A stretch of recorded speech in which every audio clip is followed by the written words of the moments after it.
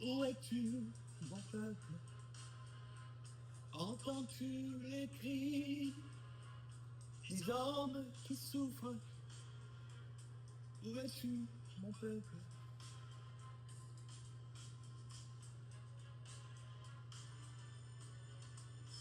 J'ai besoin de ce cœur pour bénir et pour bénir. J'ai besoin de ta bouche pour annoncer la paix. J'ai besoin de ton cœur pour y déverser mon amour. J'ai besoin de tes pieds pour porter l'évangile. J'ai besoin d'un peuple qui se lève. J'ai besoin de disciples fidèles. J'ai besoin de toi. Veux-tu, mon peuple? Le monde soupire dans les pleurs et larmes. Lève-toi pour lui. Où es-tu, mon peuple? Entends-tu les cris des hommes qui souffrent? Où es-tu, mon peuple? Qui, mon peuple? Le monde soupire dans les pleurs, les larmes. Lève-toi pour lui. Où es-tu, mon peuple? Entends-tu les cris des hommes qui souffrent? Où es-tu, mon peuple? Où es-tu, mon peuple? Le monde soupire dans les pleurs, les larmes. Lève-toi pour lui. Où es-tu, mon peuple?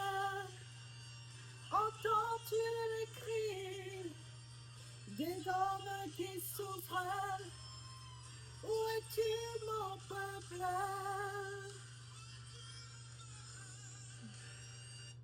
Où es-tu, mon peuple de Philippe de Courroux? Mesdames et messieurs, bonjour, bonsoir, coucou, comment vous allez aujourd'hui? Moi, je vais bien. Je suis là aujourd'hui pour vous parler sur le sujet de Ebola. Ebola est une maladie qui frappe beaucoup plus en Afrique et plus précisément souvent au Congo. C'est une maladie très dangereuse, très agressive, qui tue au bout de 3 jours, parfois moins. Et en 2013, il y avait une crise en Afrique et on a passé les informations à la télé. J'ai regardé et j'étais très émue, très triste, remplie de compassion. Et j'ai commencé à poser des questions. Tout d'abord, avant de parler de ce sujet, j'aimerais bien préciser que je ne suis pas docteur, je ne suis pas chercheur, je ne suis pas scientifique. Je suis juste une servante de Dieu, une femme, pour ne pas dire fille, une femme qui pose des questions. Eh bien, j'ai posé des questions pour savoir qu'est-ce qu'il faut faire par rapport à cette maladie et qu'est-ce qu'il faut faire pour que ces personnes puissent être guéries. Je suis simplement quelqu'un qui pose des questions. Et donc, j'ai posé des questions. Voilà ce que les astuces que j'ai trouvées. Quand quelqu'un est frappé par la maladie de Ebola, cette personne doit être en contact permanent avec l'eau pendant 3 jours. C'est-à-dire la partie inférieure de cette personne doit être être dans l'eau. Et pendant 3 jours. S'il y a des soins médicaux, euh, que je ne sais pas, par voie orale ou bien par perfusion, la personne continue à suivre les traitements que le docteur lui donne par perfusion ou par voie orale, mais le truc c'est que la personne doit rester dans l'eau, en contact avec l'eau, c'est-à-dire la partie inférieure. Je vais me lever pour mieux montrer. La partie inférieure, c'est-à-dire ici, juste au-dessus du nombril, descendant jusqu'au pied, la partie inférieure de la personne doit rester en contact avec l'eau, c'est-à-dire une espèce de piscine dans lequel le patient doit être, c'est-à-dire sa partie inférieure doit être dans l'eau, qui reçoit les perfusions, les trucs, mais ça, à partir d'ici, ça doit rester en contact avec l'eau pendant 3 jours. Et il m'a aussi été mis à l'esprit que le deuxième point, c'est la psychologie.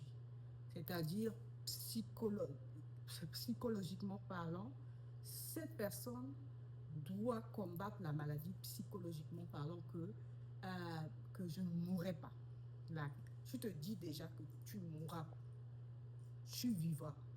Tu vas réussir à guérir. Psychologiquement, tu dois être fort et combattre la maladie psychologiquement pendant les 3 journées dont tu es dans l'eau. Si le patient reste dans l'eau pendant plus de 3 jours, la maladie est vaincue. Voilà ce que j'ai reçu et je le partage gratuitement. J'ai reçu gratuitement, je partage gratuitement. Maintenant, à vous, puisque je ne suis pas docteur, je ne suis pas chercheur, je ne suis pas scientifique, à vous les docteurs, à vous les scientifiques, à vous les chercheurs, à faire des recherches là-dessus et confirmer ce que je dis et mettre cela en pratique. La partie inférieure du patient doit rester en contact avec l'eau, dans une espèce de piscine où le patient doit rester à l'intérieur pendant les 3 jours combatifs contre la maladie. Voilà. Normalement, on devait parler de la suite du sujet à propos de Arthur Marx, mais il se trouve que c'est un sujet très délicat et qu'il faudrait beaucoup plus me renseigner en profondeur là-dessus pour revenir et en parler afin que vous, mes roses, les amis, les Facebookers, les boucantiers de Facebook, qu'on aille faire des recherches et qu'on aille discuter et réclamer et revendiquer ce médicament afin qu'on ramène cela sur le marché. J'espère avoir à revenir très bientôt avec toutes les réponses et parler sur le sujet. Je vous aime.